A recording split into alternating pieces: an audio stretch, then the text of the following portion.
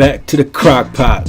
What's good, everybody? It's your boy Beast here, and I got another recipe for you today. And what you will need is, you're going to need two sides basically, some for now, some for later. The now ingredients are some meat. I got here 2 pounds of some beef stew.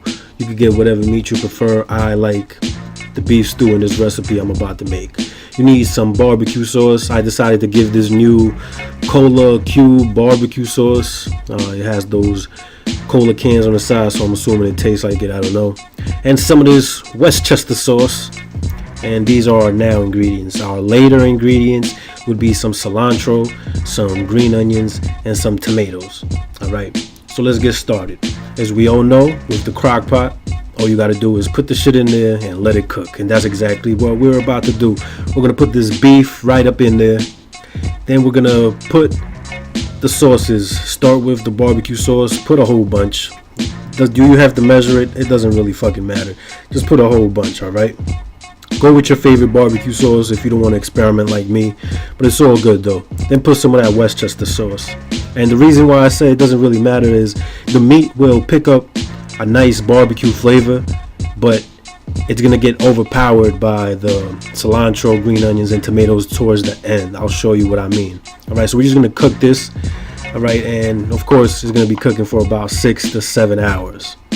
Alright, and I have it on low for the first 4 hours or so, and then I pick the temperature up to high for the remaining amount of time. Alright, if somewhere along the line, I would say around halfway through, you could go ahead and stir it or flip it. As you see, the meat lets off a lot of juices, so you don't have to worry about putting, no water or no extra liquids in there. It's, you don't have to. Just make sure you flip the meat around 4 hours into it. Okay, I'm gonna put that temperature up and just let it finish cooking. When it's all said and done, the meat is just gonna fall right off. It's gonna be really tender, really juicy, really soft, and that's what we want. Okay, when the food is done cooking, I'm gonna shut it off, and then we're gonna scoop the meat out of the crock pot. All right, we're gonna put it into a separate bowl, and we're gonna let it cool off. The reason I say to let it cool off is we're gonna take it apart, piece by piece, break it down into little strands. And if you're gonna do it by hand, you don't want to burn yourself, so it doesn't matter. Just let it cool off, and then you could get started on the later ingredients, the vegetables, the herbs and the tomato and all that.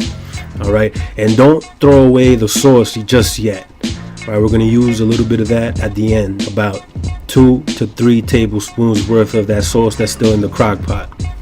All right, so as you see, I have chopped up my green onions, my cilantro, and my tomatoes. And what we're gonna do is we're gonna saute them. All right, I have a skillet already preheated with about 2 tablespoons of olive oil. All right, we're gonna dump these herbs, these vegetables. We're gonna dump them into the skillet, saute them at a high temperature, and we're gonna add a little bit of salt and some garlic powder as well. All right, and then you see I already broke down the meat. I tore it apart. You see it's real juicy still.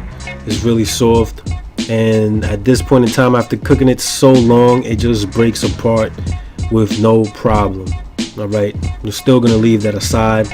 I got the skillet right here, and we're gonna dump the cilantro, the green onions, and the tomatoes as well. All right, and you're gonna saute it for about 2 minutes, constantly stirring to make sure you fully cook it. You don't want it to get burned or anything, so that's why I say keep stirring. Okay, and we're pretty much almost done. This is a real typical Colombian dish, actually. It just, I remixed it for my own personal taste with the barbecue sauce. It's called Ropa Vieja, which translates into old clothes.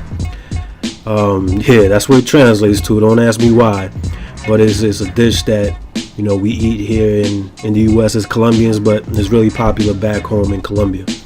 All right, after we saute it, after those 2 minutes, we're gonna add the beef in there, and we're gonna keep stirring that for about another 2 minutes on high, and then we're gonna add a little bit of that juice that I told you about, that sauce, about 2.5 to 3 tablespoons. All right, and like I said, keep stirring for about 2 to 3 minutes on high. Make sure you fully blend everything together. You fully stir everything and get it all integrated into one large masterpiece. And you can serve this with some brown rice. And guys, I'm telling you, it is delicious. It is off the wall. You know, I do the damn thing in the kitchen. I still want to see all these other so-called cooking channels make some shit like this. They ain't fucking with me. It's only a matter of time before the rest of the fucking world knows it too. Right, guys, I appreciate you guys watching. I hope you're enjoying your weekend. Y'all be easy. Y'all hold it down.